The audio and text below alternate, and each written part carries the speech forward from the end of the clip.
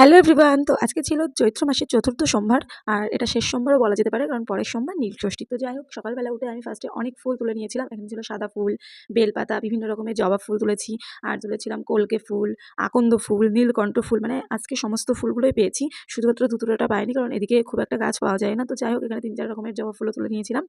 তো তারপরে ফুলগুলো রেখে আমি চলে গেছিলাম স্নান করতে। আর স্নান করে এসে আমি এখানে কিন্তু ফল টলগুলো সবকিছু বনিয়ে নিয়েছি। আর এখানে দেখো আমি ঘরের ঠাকুরের জন্য সবকিছু সাজিয়ে নিচ্ছে, মানে মায়ের সাথে গোছাচ্ছে, আর আমি এদিকে মন্দিরে যাওয়ার জন্য সমস্তটা গুছিয়ে নিচ্ছি।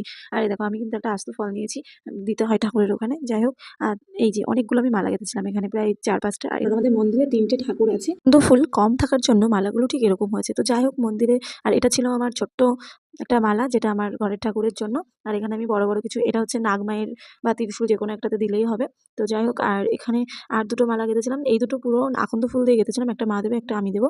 তো আর এরপর আমি মন্দিরে যাওয়ার জন্য রেডি হয়ে চলে এসেছিলাম।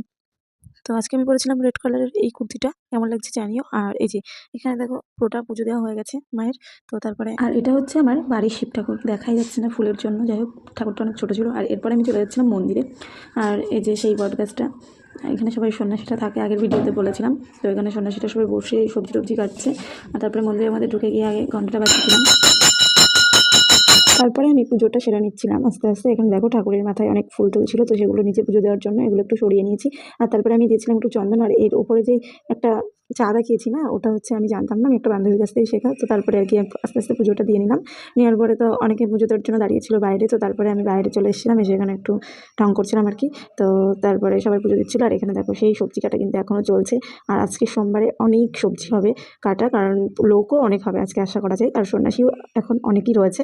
তো যাই হোক, তারপরে দেখো আজকে রান্না হবে 2টো হাঁড়িতে। এই যে একটা ছোটো হাঁড়ি দেখতে পাচ্ছ, আর ওই যে একটা বড় হাঁড়ি, যেটাতে আজকের জন্য রান্না হবে। তারপর আমি বাড়ি এসে এগুলো খেয়ে নিয়েছিলাম। আবার বাড়িতে কিছুক্ষণ রেস্ট নেওয়ার পর আমি চলে গেছিলাম সেই ষষ্ঠীতলাতে। ওখানে দেখছি গিয়ে সবাই পাতা টাতা নিয়ে নিয়েছে, এবং এখানে সবাই সন্ন্যাসীরা খাচ্ছিল সেই ছোটো হাঁড়িটার থেকে। আর বড়টার থেকে সবাইকে দেওয়া হবে, মানে বড়টার থেকে ওরা খাবে। আর তারপরে দেখো আমরাও কিন্তু পাতা নিয়ে বসে পড়েছি, এবং পাতে আমাদের লবণ দিয়ে দিয়েছে। আর এই যে এক এক করে আমাদেরকে দিয়ে দিচ্ছিল সেই সাপটা। আর সাপটা আজকে খুব সুন্দর হয়েছিল। আর দেখো আস্তে আস্তে আমার পাতেও কিন্তু পড়ে গেল। আজকে কিন্তু অনেক লোকও হয়েছিল, প্রথমে যেমন বলেছিলাম। তো এই পর্যন্ত আজকের ব্লগটা। তো টাটা, দেখা